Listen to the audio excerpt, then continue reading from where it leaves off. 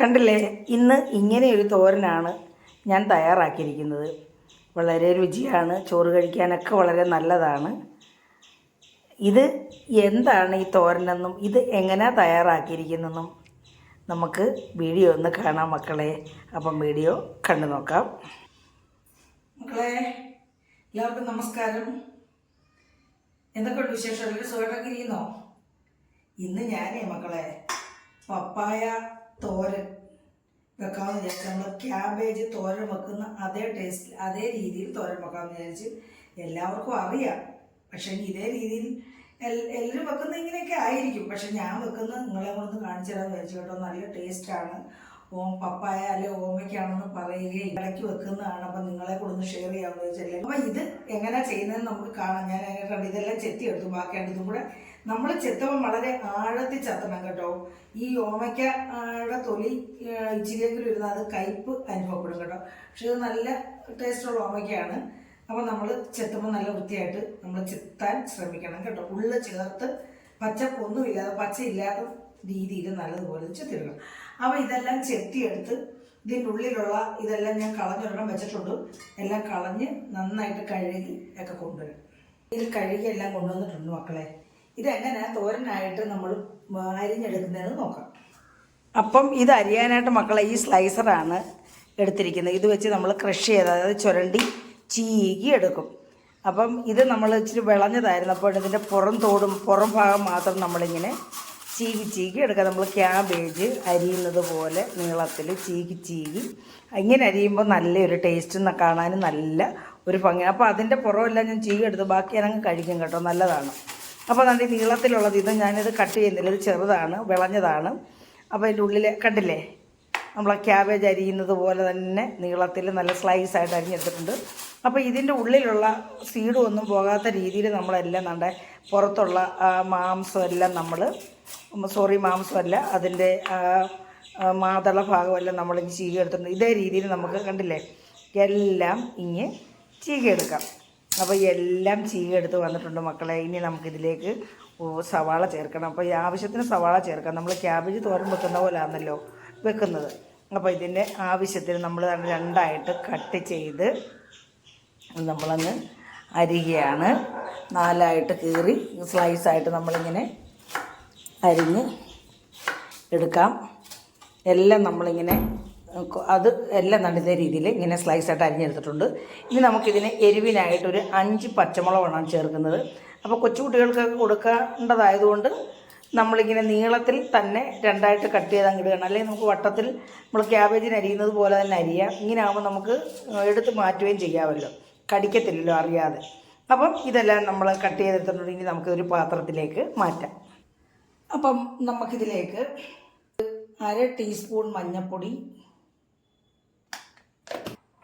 1 teaspoon ഉപ്പ്, അത് മതി കേട്ടോ. ഈ തോരനൊന്നും അതേ ഉപ്പ് നമ്മൾ ഇടാൻ പാടില്ല. ഉപ്പ് കൂടിയാൽ നമുക്കൊന്നും ചെയ്യാൻ പറ്റത്തില്ല. എന്നിട്ട് ഇതിലേക്ക് നമ്മൾ ചെറിയ ഒരു തേങ്ങയുടെ 1 മുറി തേങ്ങ, നമ്മൾ അധികം തേങ്ങയൊന്നും വേണ്ട കേട്ടോ. 1 മുറി തേങ്ങയുള്ളൂ, ചെറിയ തേങ്ങയാണ്. ഇത്രയും ഓമയ്ക്കായ്ക്ക് അല്ലെങ്കിൽ പപ്പായ. അപ്പം നമ്മളിത് ഒന്ന് ഞെരടി ചേർക്കുകയാണ്.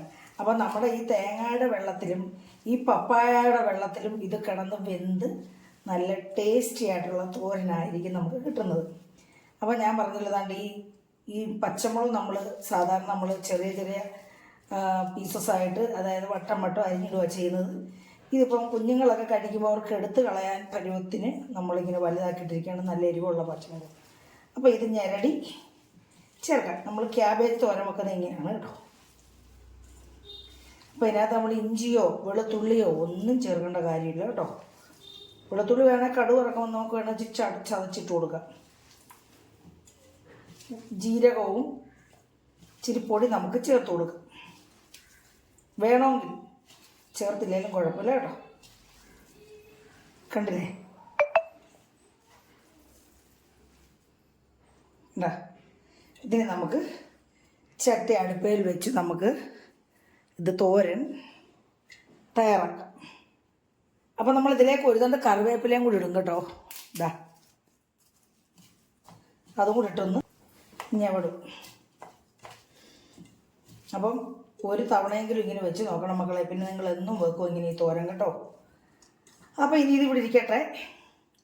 പപ്പായ തോരൻ, അതാ ഓമയ്ക്ക തോരൻ വെക്കാനായിട്ട് നമ്മൾ ദാണ്ടൊരു ചട്ടി അടുപ്പയിൽ വെച്ചിട്ടുണ്ട്. ഇൻഡാലിയത്തിൻ്റെ ചട്ടിയാണ്. ഇതിലേക്ക് ഞാൻ ഒരു 1.5 ടീസ്പൂൺ വെളിച്ചെണ്ണ ഒഴിച്ചു കൊടുക്കുകയാണ്. ഇത്രയും മതി. എണ്ണ മൂത്തിട്ടുണ്ട്. നമ്മളിതിലേക്ക് ഒരു 1/2 ടീസ്പൂൺ കടുക് ഇട്ട് കൊടുക്കുകയാണ്. നമ്മളിതിനകത്ത് അരിയോ ഉഴുന്നോ ഒന്നും ചേർക്കണ്ട. ഇതിൻ്റെ റിയൽ ടേസ്റ്റ് കിട്ടണമെന്നുണ്ടെങ്കിൽ അങ്ങനെയൊന്നും ചേർക്കണ്ട. ഉഴുന്നൊക്കെ ഇട്ട് നമ്മുടെ വായി കടിക്കും, പല്ലിൻ്റെ ഇടയിലൊക്കെ കയറും. അതിൽ ഏറ്റവും ബെസ്റ്റാണ് ഇങ്ങനെ നമ്മുടെ തോരൻ റെഡിയാക്കുന്നത് കേട്ടോ. അപ്പോൾ കടുക് പൊട്ടട്ടെ.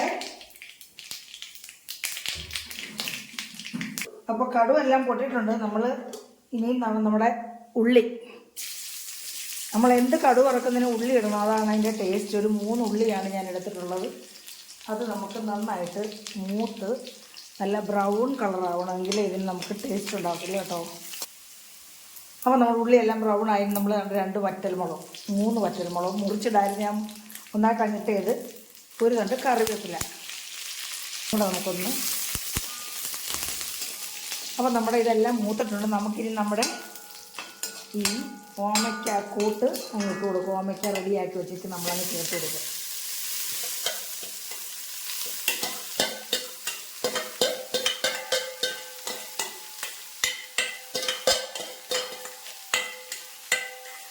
വെള്ളം ഒന്നും ചേർത്ത് കൊടുക്കണ്ട. എന്നിട്ട് നമുക്കൊരു കാര്യം ചേർക്കാൻ അങ്ങ് വിട്ടുപോയി. ഞാൻ ഇതാ ഒരു ഇച്ചിരി പെരിഞ്ചീരകവും വെച്ചാണ് ഒരു 1/4 സ്പൂൺ ഇട്ട് കൊടുക്കുവാണ് കേട്ടോ. ഒരു ടേസ്റ്റ് വ്യത്യാസം കിട്ടാൻ വേണ്ടിയാണ്.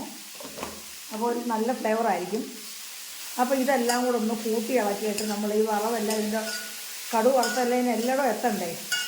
അപ്പോൾ നമ്മളൊന്ന് കൂട്ടി ഇളക്കിയിട്ട് നമുക്കിത് അടച്ച് വെച്ച് കൊടുക്കാം.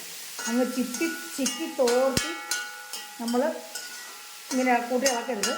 ഇതിൻ്റെ വെള്ളം പറ്റുകയോ ചെയ്യരുത്. ഈ തേങ്ങയുടെ വെള്ളവും നമ്മുടെ ഈ ഓമയ്ക്കയുടെ അല്ലെങ്കിൽ പപ്പായയുടെ വെള്ളവും കൂടെ ചേർന്നാണ് ഇത് നമുക്ക് വെന്ത് കിട്ടേണ്ടത്. അപ്പോൾ ഇത് ഇളക്കി വെച്ചിട്ട് നമുക്കൊരു 1 മിനിറ്റ്, ഒരു 1.5 മിനിറ്റ് ഇത് അടച്ചു വെക്കാം. ലോ ഫ്ലെയിമിലിട്ട് നമുക്ക് 1.5 മിനിറ്റായി മക്കളെ. നമുക്ക് നോക്കാം. കണ്ടില്ലേ ആവിയൊക്കെ. നമ്മളൊന്ന് ഇളക്കിയിട്ട് കൊടുക്കാം. കൈ കൊള്ളും.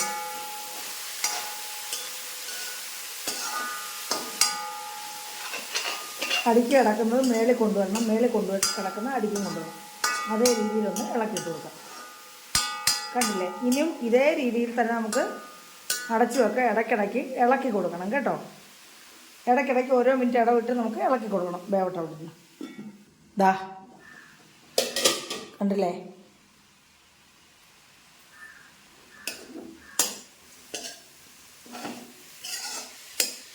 വീണ്ടും ഇങ്ങനെ അടിക്ക് കൂട്ടി മുകളത്തെ അടിക്കും കൊണ്ടുവന്ന് അടിക്കലത്തെ മുകളിൽ കൊണ്ടുവന്ന് വീണ്ടും ഇങ്ങനെ ഇളക്കി കൊടുക്കാം.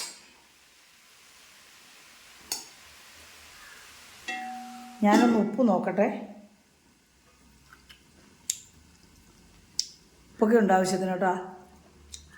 ഇനി ഉപ്പൊന്നും ചേർക്കണ്ട. നല്ല ടേസ്റ്റുണ്ട്. അപ്പോൾ അതവിടെ നിന്ന് വേവട്ടെ. ഇതിപ്പോൾ പല ആവർത്തിയായി കേട്ടോ. ഇങ്ങനെ നോക്കി എടുത്ത് ഇളക്കി കൂട്ടി ഇളക്കി. കണ്ടില്ലേ? നല്ല എണ്ണ എല്ലാം തെളിഞ്ഞു വന്നിട്ടുണ്ട്. നമുക്ക് വെന്തോന്ന് ഒന്നുകൂടെ ഒന്ന് നോക്കാം. കണ്ടില്ലേ? ഇത് ഓമയ്ക്കാണെന്ന് ആരെങ്കിലും പറയുമോ? നല്ല ടേസ്റ്റ് വേണം. നമുക്ക് വേണം. അപ്പോൾ മക്കളെ, ക്യാബേജ് തോരൻ്റെ അതേ രീതിയിലുള്ള ടേസ്റ്റി തോരൻ നമ്മുടെ റെഡി ആയിട്ടുണ്ട് മക്കളെ. ഒരു തവണയെങ്കിലും ഇങ്ങനെ ചെയ്ത് നോക്കണം കേട്ടോ. എല്ലാവർക്കും അറിയാമായിരിക്കാം. അപ്പം ഈ ഓമയ്ക്ക ഒന്നും വെറുതെ നമ്മൾ വേസ്റ്റാക്കി കളയരുത്. അപ്പോൾ എല്ലാവർക്കും ഇഷ്ടപ്പെട്ടാണ് വിശ്വസിക്കുന്ന മക്കളെ. ഇഷ്ടപ്പെട്ടിട്ടുണ്ടെങ്കിൽ എല്ലാവരും പഴയതുപോലെ അമ്മയെ സപ്പോർട്ട് ചെയ്യുക. ആദ്യമായിട്ട് കാണുന്ന മക്കൾ അമ്മയ്ക്ക് സബ്സ്ക്രൈബ് ചെയ്ത് സപ്പോർട്ട് ചെയ്യണം. അപ്പോൾ അടുത്ത ഒരു നല്ല വീഡിയോ, അപ്പോൾ ഒരു ഹൈപ്പ് എന്ന് പറഞ്ഞൊരു ഓപ്ഷൻ ഉണ്ട് മക്കളെ, അതുകൂടെ ചെയ്യണേ. ബെൽ ബട്ടനോടൊന്ന് ക്ലിക്ക് ചെയ്യണം. അപ്പോൾ അടുത്ത ഒരു നല്ല വീഡിയോ ആയിട്ട് വരുന്നവരെ എല്ലാവർക്കും എൻ്റെ നന്ദി, നമസ്കാരം.